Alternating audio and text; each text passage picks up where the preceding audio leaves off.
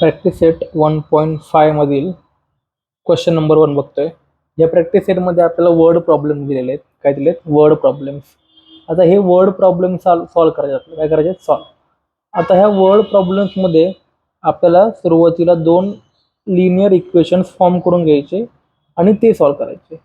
तुम्हाला हे word problem solve करायचं म्हणजे तुम्हाला लिनियर इक्वेशन फॉर्म करता आलं पाहिजे.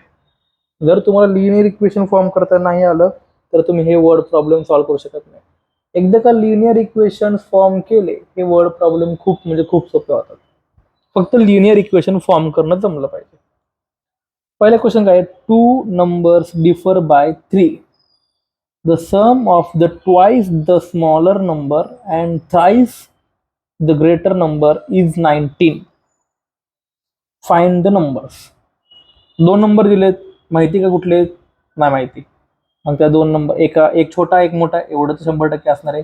मग let the bigger number be x आणि let the smaller number be y. आधी जे माहिती नाही ते मानायचं म्हणजे variable. Let the bigger number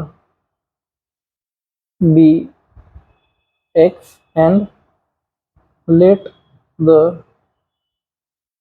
smaller number be y. इथपर्यंत क्लिअर? आता पहिली कंडिशन काय? 2 नंबर्स डिफर बाय 3. आपल्याला 2 कंडिशन देणार, कारण की 2 इक्वेशन बनवायची म्हणजे 2 कंडिशन तर पाहिजे. मग 2 नंबर्स डिफर बाय 3. 2 संख्यामधला डिफरन्स किती आहे? 3. डिफरन्स म्हणजे सबट्रॅक्शन करताना आपण मोठ्या संख्येवरून छोटी संख्या सबट्रॅक्ट करतो. मग according to condition first, according to condition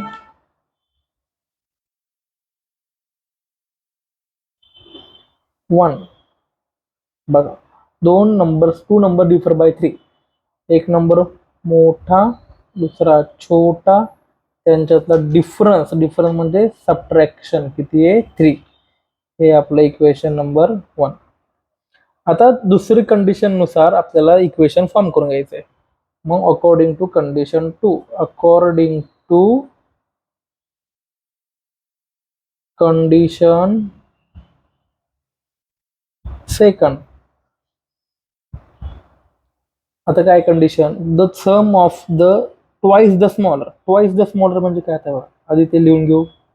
twice the smaller. Smaller काय आहे? वाय. त्याचा ट्वाइस म्हणजे 2 ने मल्टिप्लाय करणार म्हणजे काय झाला? 2y. आणि पुढचं काय? Thrice the greater. Thrice the greater. Greater कोण आहे? एक्स. कोण आहे? एक्स दिला. तर थ्राइस म्हणजे मल्टिप्लाय 3 ने. थ्राइस म्हणजे 3 म्हणजे काय झाला? 3x. ह्या दोघांची sum, the sum of the twice the smaller and thrice the greater is 19. Sum म्हणजे addition.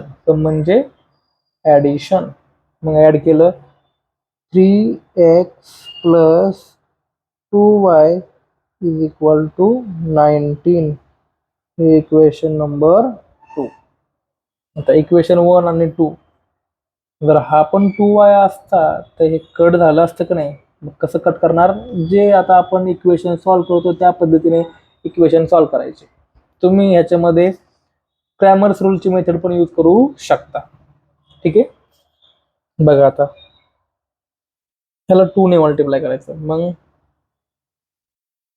Multiply equation 1 by 2. x minus y is equal to 3. याला 2 ने मल्टिप्लाय केलं. हा झाला 2x, हा झाला 2y, पण इथं मायनसचा 2y आणि 2 3 जा 6.